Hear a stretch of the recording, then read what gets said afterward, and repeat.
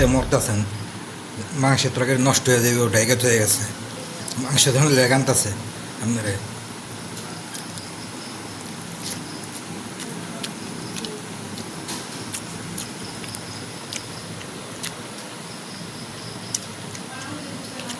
তো এটা মুখস্থ আমি জানি, যে মাংস ওটা তৈরি গেছে, এটা হ্যাগুর দিকে এটা স্পেশাল। ওটা পচলে কি, গন্ধ হইলে কি, নষ্ট হইলে কি, ওটা আমাকে দিব নাকি?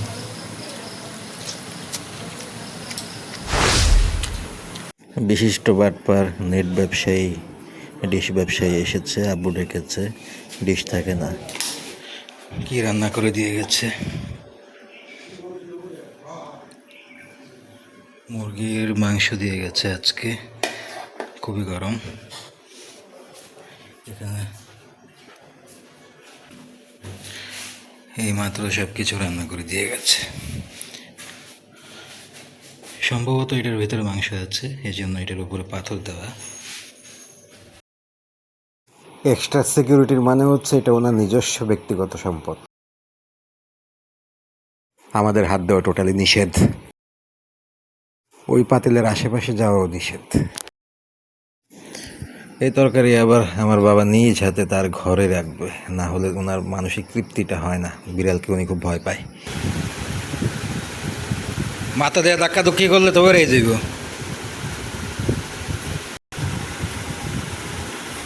ভাত গরম বেশি হইলে না ডাকলেও চলবে। মুরগি মাংস রান্নাঘরে একটা পুতা দিয়ে হয়ে গেছে উপরে, পুতা থাকলেই হয়।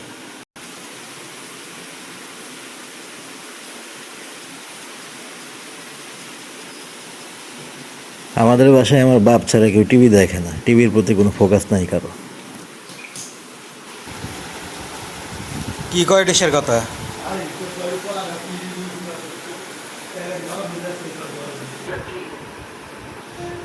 আজকে কোনো খেলা আছে? কালকে মানে জার্মানি খেলা হয়েছে।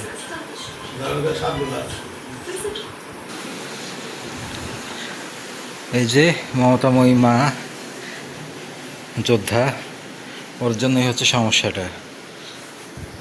ওর তো প্রচুর ক্ষুধা, দুদিন পরে পরে প্রেগনেন্ট হয়, আবার বাচ্চা দেয়, আবার দুধ খাওয়ায়, আবার মানে ওর একটা 12 মাস একটা থাকে, একটা ক্রেভিং থাকে অল টাইম, চুরি টুরি ধান্দাবাজের, মানে ওই একটু বেশি করে চেক।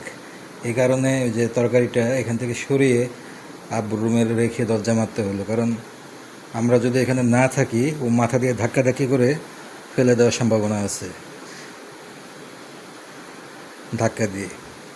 অলরেডি রান্নাঘরে যেটা আছে উপরে পুতা দিয়ে রাখছে না কি যেন দিয়ে রাখছে, ওইটাই রিস্কে আছে।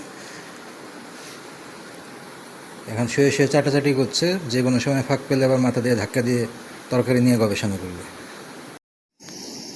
শিশির গতকাল যাওয়ার সময় বলেছিল যে হয়তোবা, মানে আমার কাজিন হয়তোবা আগামীকাল রাত্রে আসতেও পারি আসলে। তো সেই হিসেবেই নাকি জানি না, ওই জন্যই হয়তো আজকে হঠাৎ করে মাংস টাংস রান্না করেছে। ওরকম আহামরি কিছু না, শুধু জাস্ট একটু মাংস রান্না করেছে, মুরগির মাংস। তারপরেও ওই যে এই মাংসটা রেখে দিয়েছে, এই মাংসটা কিন্তু আমাদেরকে দুপুরেই একটু দিয়েছে, এই মাংস কিন্তু আমাদেরকে রাতে দেওয়া হয়নি, তারা সম্পূর্ণটা খেয়েছে। সত্যি কথা বলতে কি, এটা তো আমি জানি, আমি বুঝি, আমার ভাই কাজিন মানে আমার খালাতো ভাই শিশির, ও আসলে ব্রয়লার মুরগি খায়ই না। এটা থাকলেও কিছু না, না থাকলেও কিছু না, ও এমনিতেই একটু ভাত খায়। সত্যি বলতে এখনকার দিনে ব্রয়লার মুরগি মানুষ একটু বিপদে পড়েই খায়, খুব পছন্দ করে, শখ করে, এটা কেউ খায় না। এটা এমন আহামরি কোনো খাবার না, ওই মহিলা এই জিনিসকে যা মনে করে মহার্ঘ কিছু, এটা এমন কিছু না। আমি জাস্ট স্পেশালি সারভাইভ করার জন্যই খাচ্ছি, ওরকম পছন্দ করে খাই না।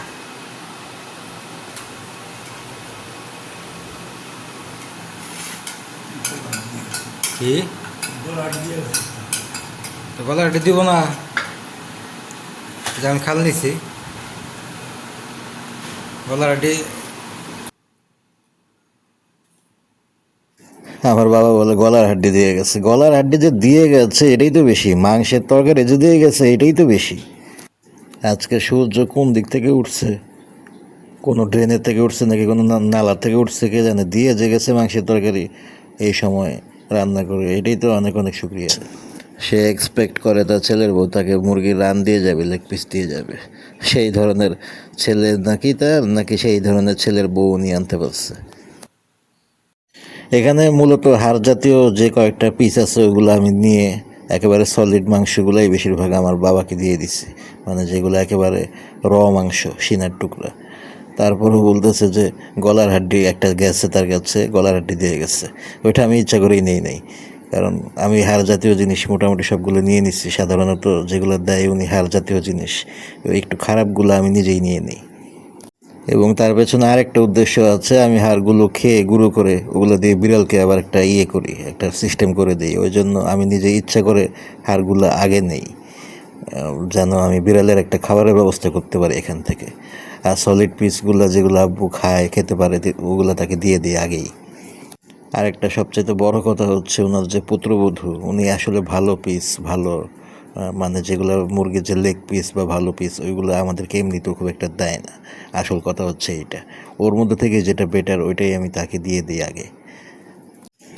তো এই কথা বলার কারণ হচ্ছে তারপরে উনি বলে যে গলার হাড্ডি তো দিতেই হবে, কারণ যেগুলো বেশিরভাগ আমি নিয়ে ফেলি ওগুলো বেশিরভাগ হচ্ছে মুরগির পেছনে একটা মানে কোক সাদা ছাটনা কী যেন একটা হয়, মানে মুরগির মেরুদণ্ডেও একটা ব্যাপার আছে। মুরগির পিঠের মাঝখানে একটা শিরদাঁড়া থাকে, ওটার মধ্যে দেখতে কেমন যেন শামুকের মতো লাগে, মানে ঝিনুকের মতো। ভেতরে কোনো মাংস থাকে না, উপরে কোনো মাংস থাকে না, পাতলা পর্দার মতো, বেশ বড় সড়ো সাইজের, বড় বড় লম্বা লম্বা, মানে করটির মতো, বুকের পাঁজরের মতো একটা হয় মুরগির পিঠে। আজও পর্যন্ত ওই জিনিসটা কখনো মিস হয় নাই আমাদের দুজনের কাছ থেকে। যত মুরগি রান্না করেছে ওই 2টা পিস মানে বড় বড় যে থাকে ওগুলা আমার কাছে আসবে। ওই ছাটনির মতো যে একটা, ওইটা চিবিয়ে খাওয়া লাগে, ওইটার মাঝখানে আগে পিছে কোনো মাংস থাকে না, জাস্ট পাতলা পর্দার মতো একটা লেয়ার থাকে, ওইটা আমার কাছে আসবেই। এবং সম্পূর্ণ মুরগির ওই জিনিসটা বেশ বড় হয়। এই পুরোটাই আমাদের ভাগে দেওয়া হয়, এবং ওই প্রত্যেকবারই ওইটা আমি খাই, আব্বুকে দেই না। আর মাঝে মাঝে যদি 2-1টা ছোটোখাটো হার যায়, তাতেই দেখে আমার বাবা মুখ বাঁকা করে বলে আমার কাছে এটা আসছে, আমার কাছে ওইটা আসছে। আসলে আমি যেগুলো খাই ওগুলো আরও খারাপ অবস্থা, ওগুলো আমি তাকে দেই না।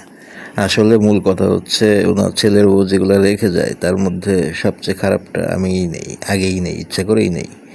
আর তাকে একটু বেটারটাই দেই। যেমন যে কোনো ভালো মাছ রান্না করলো, যেমন ধরে রুই মাছ রান্না করেছে, তো রুই মাছের তো পেটি হয়, তো সেইখানে রুই মাছের পেটি দিবে না।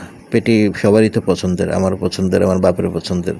সে আমাদেরকে দিবে লেজের দিকে টুকরা আছে যেগুলোতে কাটা বেশি, পিঠের দিকে টুকরা আছে যেগুলো কাটা বেশি, যেগুলো আব্বু পছন্দ করে না, সেইগুলো দিবে।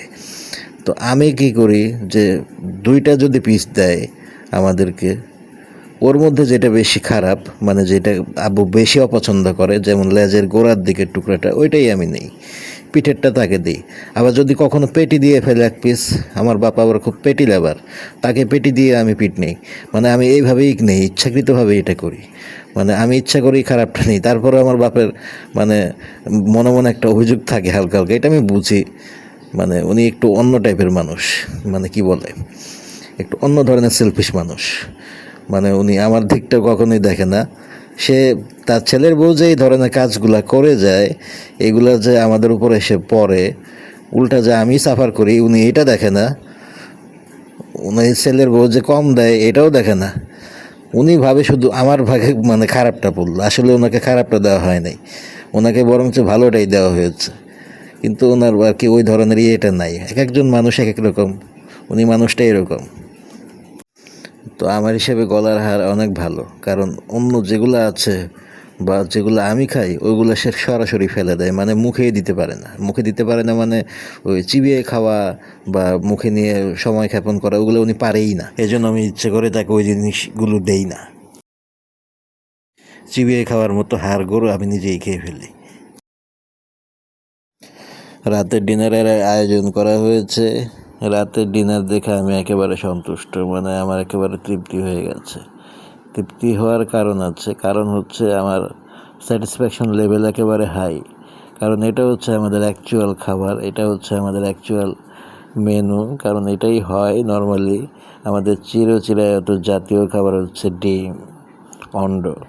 তো রাত্রেবেলা টেবিলে গিয়ে দেখি রাত বাজে 1টা, ডিনার দিয়েছে রাত 1টা বাজে, ডাল আর ডিম ভাজি, আলু ভর্তাটা পর্যন্ত নাই, শুধু ডাল আর ডিম ভাজি। কেন কেন এটা হলো? ওই যে দুপুরবেলা আমাদেরকে একটু মাংস দিয়ে গিয়েছিল, তো বিশাল বড় কারনামা হয়ে গেছে না, লঙ্কা কাণ্ড, মানে এত বেশি হয়ে গেছে, এটাকে পোষাতে হবে না? এটার মানে কি করতে হবে? এটা রিকভারি করতে হবে না? যে দুপুরবেলা হঠাৎ করে যে মাংস দিয়ে ফেললো, এটা তো বিশাল বড় একটা ইয়ে হয়ে গেছে, কারনামা। তো এটাকে রিকভার করতে হবে কিভাবে? রিকভার করার জন্য আগামী 15 বেলা এটার উপর দিয়ে সুদে আসলে এটাকে উসুল করে তুলতে হবে তো সব কিছু। ওর তো আমি দুপুরেই বলছিলাম যে খাওয়ার সময় যে রান্না করে যে মাংসটা দিয়ে গেছে এটাই তো বেশি, আবার গলার হাড্ডি নাকি পিঠের মেরুদণ্ড নাকি না মুরগির চামড়া কি দিয়ে গেছে এটা পরে দিয়ে যে গেছে এটাই তো বেশি।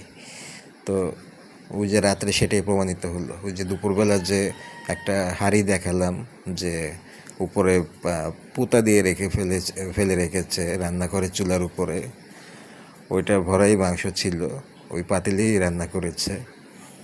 তো রাত্রেবেলা আমি যেটা জানতাম আগে থেকেই, আমার বাবা খুব ব্যস্ত হয়ে গেছে, মানে তার ছেলের বউ তো বাইরে চলে গেছে, সব কিছু করে খেয়ে দিয়ে চলে গেছে।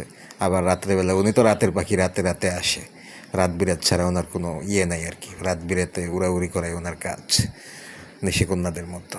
যাই হোক, রাত্রেবেলা এসেছে, আমার বাপ ওইটাকে নিবিড়ভাবে পর্যবেক্ষণ করছে, পাহারা দিচ্ছে, মনে করছে যে রাত্রে এসে এটা দিয়ে ভাত দিবে। এত গরমের মধ্যে এই উপরে পাথর দিয়ে চাপা দিয়ে মাংসের পাতিল রেখে চলে গেছে, মাংসের পাতিল যদি নষ্ট হয়ে যায়, মাংস যদি গন্ধ হয়ে যায়, গরম গেছে আজকে অনেক। আমরা দিব ডাইল আর ডিম ভাজি, আপনি চিন্তায় করে মগ্ন যে মাংসের তরকারি নষ্ট হয়ে যাবে। আপনি এটা চিন্তায় মরতেছেন মাংসের তরকারি নষ্ট হয়ে যাবে, ওটা এগেত হয়ে গেছে, মাংস ধরনের লেগ আনতেছে আপনারে। আমি তো ওটা মুখস্থ, আমি জানি যে মাংস ওটা তৈরি গেছে, এটা হ্যাগুর দিকে এটা স্পেশাল। ওটা পচলে কি, গন্ধ হইলেই কি, নষ্ট হইলেই কি, ওটা আমাকে দিব নাকি?